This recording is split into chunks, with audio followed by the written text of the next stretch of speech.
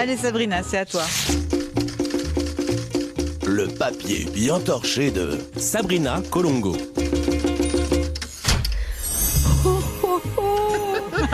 La période la plus féerique de l'année a commencé. Et durant cette saison magique, nos vœux les plus fous sont exaucés.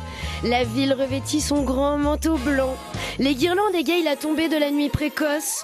Votre collègue de bureau est étrangement tactile pendant la soirée d'entreprise au laser game. Les odeurs de cannelle, cardamone et de muscat emplissent les ruelles pavées. Et tout le sexisme du monde disparaît pendant quelques semaines bénies.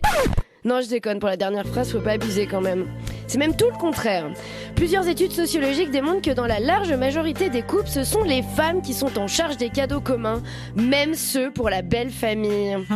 Plus en détail, les études montrent que les femmes commencent leurs achats plus tôt, dépensent moins et choisissent des cadeaux qui nécessitent moins souvent d'être retournés. Slay Queens. Cerise sur le gâteau, elles sont également majoritairement responsables de l'emballage des présents. Du coup, gros plot twist, le Père Noël existe donc bel et bien, mais il s'agit en fait d'une Mère Noël. Une Mère Noël exténuée, au bout du Rolls, qui a dû faire 4 magasins en sortant du taf pour trouver in extremis le chien robot télécommandé pour le petit cousin de leur mari, tout en surveillant d'un œil son gosse surexcité par les nombreux stimuli et l'excès de sucre. Alors ne vous étonnez pas trop si Mère Noël pète un câble au repas de famille quand vous lui demanderez « T'as pas l'air au top, Virginie? Tu boudes ou quoi ?» Respire, sois zen, c'est Noël, faut profiter. T'en fais toujours trop. Ou alors t'as tes règles. Ah! Cela dit, peut-on dire qu'on est surprise par le résultat de ces études sociologiques? Honnêtement, pas vraiment. Parce que pour faire des bons cadeaux, c'est quoi le secret finalement? Il faut s'intéresser aux gens, les écouter attentivement sans leur couper la parole, prêter attention aux détails qui semblent insignifiants mais qui ne le sont pas, et surtout s'en souvenir de tête ou alors prendre des notes. Pas que des trucs de gonzesse quoi, on n'est pas des homos de Noël quand même. Je dis qu'on n'est pas surprise par les résultats de ces études, je parle pour moi. Parce que les mecs dans les commentaires sous l'article ont l'air sur le cul. On retrouve bien sûr le classique « Bah pas chez moi !»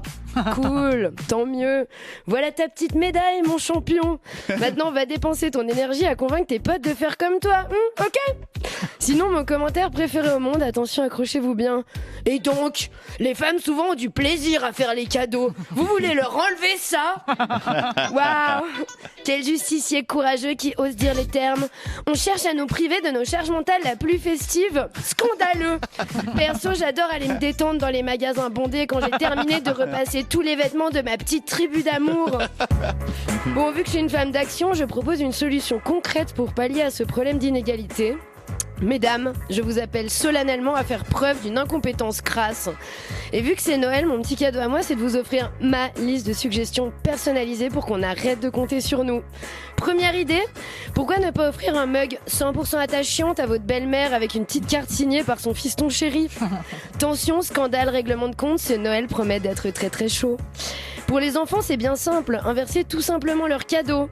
Power Rangers Force Rouge pour Zoé, mon premier poupon qui pleure vraiment pour Mathéo. Et si on vous reproche quelque chose, dites simplement que vous pouviez pas savoir. Quant au cadeau pour votre moitié, 2 possibilités s'offrent à vous. Pourquoi ne pas imiter sa fameuse technique, à savoir lui offrir une escapade romantique de rêve direction les châteaux de la Loire? Mais attention, vous ne faites que payer. Laissez-le choisir la date, contacter l'hôtel, organiser la garde des enfants, demander à la voisine qu'elle nourrisse le chat, réserver les moyens de transport, booker les restaurants, préparer les valises en tenant compte de la météo, etc., etc. Le jour du départ, n'oubliez surtout pas de lui demander pourquoi il a l'air stressé alors que l'aventure, c'est giga fun. Autre alternative, pourquoi ne pas lui offrir ce que vous voulez vous? Parce qu'au final, c'est peut-être la seule façon d'être sûr de l'obtenir. Bref, cette année, mes girls, pour vos cadeaux, mettez le paquet. Libre à cacher.